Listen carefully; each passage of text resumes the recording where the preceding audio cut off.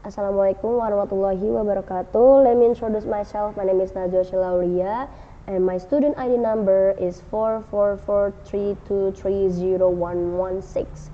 And today I'm gonna review one of a journal. The title is Advancements in Fish Vaccination, Current Innovations and Future Horizons in Aquaculture Health Management.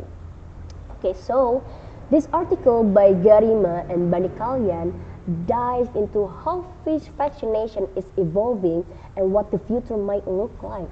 It shows how aquaculture is becoming a key player in feeding the world and how infectious diseases are a big hurdle. Vaccination is discussed as one of the most promising, sustainable ways to manage fish health. And what's great about it? First, very relevant topic. The authors pick a really fitting topic, especially with how fast fish farming is growing, and they highlight how serious the losses from disease can be, like the $2 billions hit Chile due to infectious salmon anemia, or the 15% production loss in China.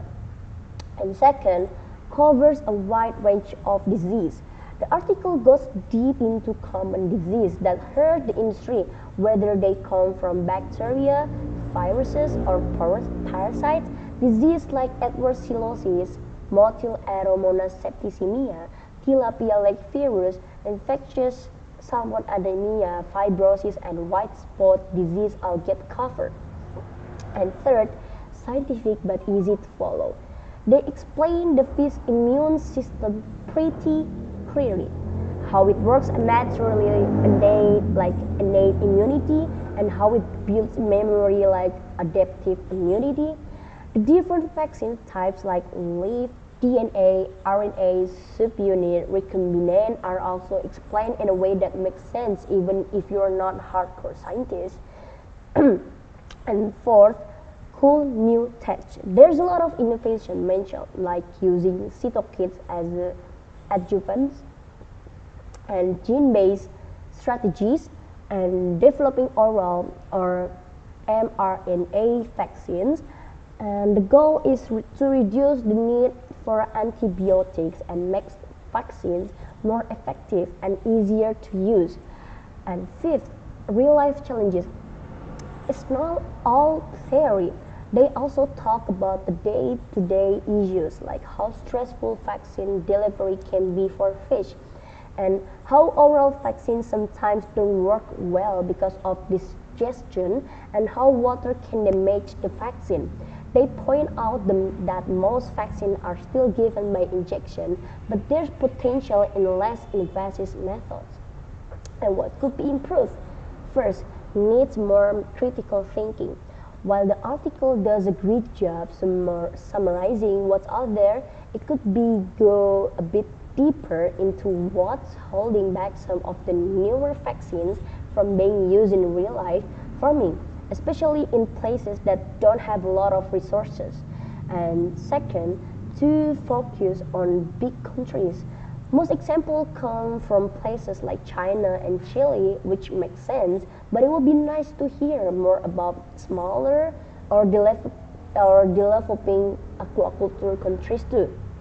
And the third, future talk is a bit foggy. The part all about future directions feels kind of general. More specific predictions or clear recommendation for which vaccine technologies might lead the way will have add value. And the final thoughts, this article is a solid go for anyone in the fish health or aquaculture world, whether you are a researcher working in the industry or making policy. It gives a nice big picture view of fish vaccine development while also explaining the nitty-gritty science and practical hurdles. The author makes a strong case that more research and innovation in fish immunology and vaccine tech are key for building a healthier, more sustainable aquaculture industry. And there's a key takeaways. First, vaccines are becoming more and more important for managing disease in aquaculture and for reducing antibiotic use. And second, neotech in immunology and biotech is helping create better, safer, and easier to use fish vaccine. And the third, there's still work to do, like improving how vaccines are given and how to make them more stable and effective in real-world farming conditions. And that's for me. Thank you very much for watching, and goodbye.